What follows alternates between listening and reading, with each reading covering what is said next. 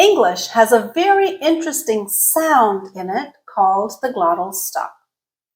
The reason I put air quotes around the word sound is because technically there is no sound that is associated with the glottal stop.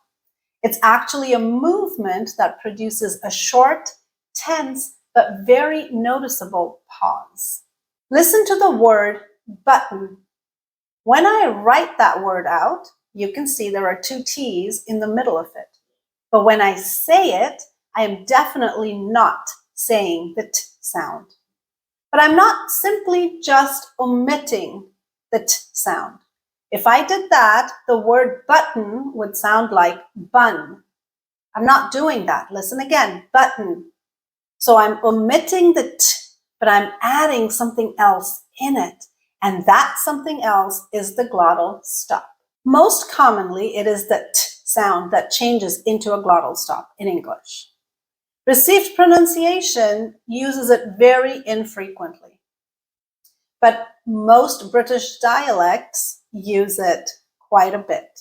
If you want to hear a great example of the glottal stop, listen to Adele speaking and you will know what I'm talking about. She uses it liberally. American English also uses it very frequently. As I mentioned in past videos, these types of sound changes could be a big part of why you might have trouble understanding spoken English, or why when you speak English, it doesn't sound natural or fluent. In today's video, we are going to learn what the glottal stop is, and then we're going to look at the 5 rules that govern when it is used. And for a change, I don't have any exceptions today. So if after watching the video, if you can think of examples that are exceptions to any of the rules that we discussed, definitely let me know in the comments below. Hello, language lovers and language learners and intellectually curious folks everywhere. My name is Bakul Soman and welcome back to my channel. So, what is a glottal stop? If you watched my consonant masterclass video, you already know what it is. The name says it all. It tells you the place and manner of articulation. If you missed that video, I have a link in the description below. Make sure you check it out. But I will quickly review it. A stop sound is a sound that is produced by completely blocking airflow for a few moments, allowing pressure to build up behind where that blockage is happening, and then explosively letting it go. Here are some examples of stop sounds in English. P, b, t, d, k, g. In all those sounds, the mechanism of producing, the manner of producing those sounds is the same. We are blocking airflow and then holding it, building pressure, and then letting it go, okay? The place where that blockage is happening is different. In case of the p and b, it's the lips. T, d, alveolar ridge. K, g, velum. In the case of a glottal stop, as the name suggests, the place of articulation is the glottis. Hence, the constriction is happening at the level of the glottis.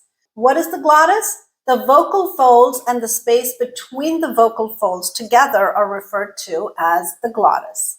And the vocal folds, of course, are the 2 muscle bands inside your larynx, your voice box, that move, that vibrate, that open and close to produce voice. So for a glottal stop, you are completely closing your vocal folds, allowing pressure to build up underneath them, and then explosively opening them again. A glottal stop is an unvoiced sound. It's voiceless. So let's review the word button again. Okay? As we talked about earlier, I'm taking out the T, and I said I was adding something back in. So let's listen to it knowing that. All right? Button. What I'm doing is after that first syllable, b, I'm using that glottal stop. I'm completely closing airflow, b, and then I'm adding the n sound. I'm completely closing, opening, and then I'm adding the n sound. So listen, b, n. That is that glottal stop in the middle. Remember, if I don't use it, button is going to sound like bun. Okay? So That's why I said it's a very tiny pause, but it's very noticeable. If somebody doesn't use it, you're going to know. It could even change the meaning of the word entirely. And that really nicely illustrates our first rule for when the glottal stop is used. If you have a vowel followed by a T, followed by a vowel, followed by an N, that changes into a glottal stop. Sometimes the vowel followed by an N is referred to as the syllabic N, but functionally what it is vowel T, vowel N. So in the word button, that's what's happening. Vowel T, vowel N. Let's look at some other examples of this rule. Kitten, cotton, mitten, beaten, eaten. Let's move on to rule number 2. In contractions where we have an N, T, the final T changes into a glottal stop. So examples of these would be don't, won't, can't, isn't, couldn't. All of those ended with the T, and we took away the T, but we added the glottal stop.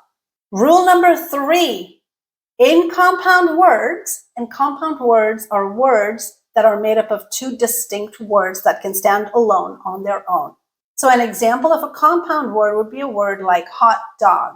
Hot is a word by itself, dog is a word by itself. You put them together, you create a word, hot dog, that means something quite different. So in that word, the first part of that compound word ends in a T, and the second part starts with a consonant, hence that T sound changes into the glottal stop. Okay, listen again. Hot dog. Not hot dog. Hot dog. Here are some more examples of compound words with the glottal stop. Catnap, outfit, flatbed, Batman, outdoor. Did you hear it in all of those words? We didn't say Batman, canap, catnap. That pause is very noticeable. Okay, let's move on to rule number 4. If you have a T sound at the end of an utterance, that T often changes into a glottal stop. Here are some examples. A lot.